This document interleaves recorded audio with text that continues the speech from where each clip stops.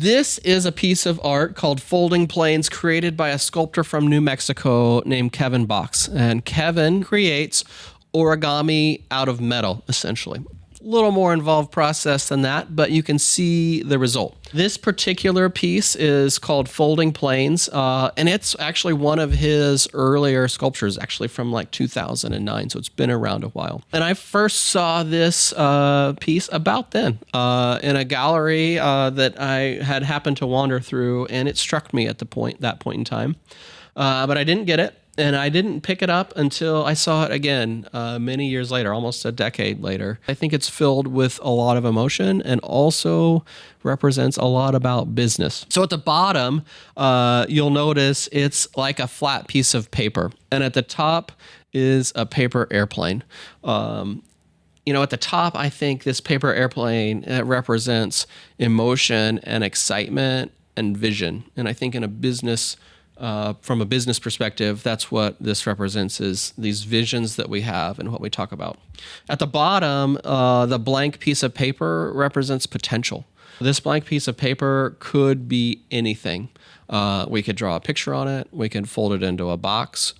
We can crumple it up and throw it at somebody as a joke. Like, it can be anything. That's unlimited potential.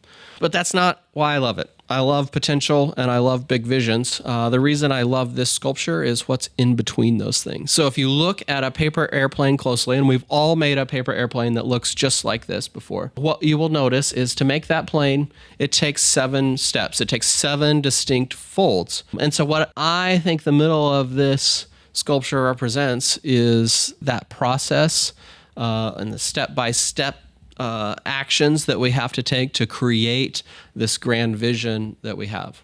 As a leader, I can get stuck right here. I love to think about a grand vision for my business or what's next in my life. I love to talk to our team members about what their vision for their life is.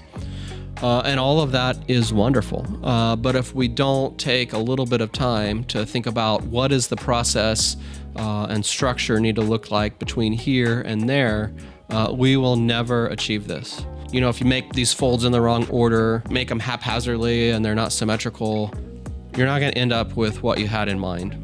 You might end up with something, but it's certainly not going to be as beautiful. It won't fly as well. It won't be as intricate.